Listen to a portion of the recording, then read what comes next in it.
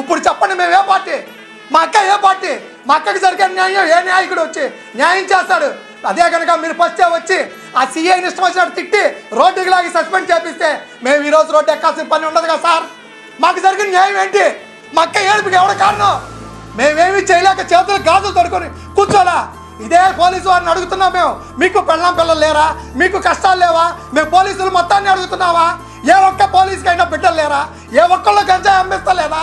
పోలీసులు తన్ని తరివేసి గోల్డ్ పీకిని అడగకూడదా? ఇదేనా మన ప్రభుత్వం? ఇదేనా మీరు చేస్తుంది? మాకు జరిగిన అన్యాయం ఏ ఒక్కడికి జరగకూడదు. రాష్ట్రంలో ఈ తల్లి ఏడుపు ఏ తల్లికి రాకూడదు.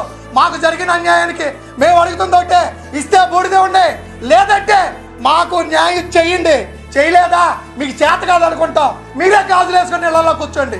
తినటానికి తిండి లేక, కట్టుకోవడానికి బట్ట లేక, అడుక్కు తింటూ బతుకుతో 500 మేము వేస్తే 300 అడికేసి 200 తిని బతుకుతున్న తల్లి వచ్చి న్యాయం చేయమంటే కులాలు, మతాలు, పార్టీలు సిగ్గులేదు మనకే? మనం ఏ ప్రపంచంలో బతుకుతున్నాం? మనం ఎక్కడున్నాం? ఇప్పుడు కన్నా కళ్ళు తెరుచుకోండి. చేతనైతే న్యాయం చేయండి.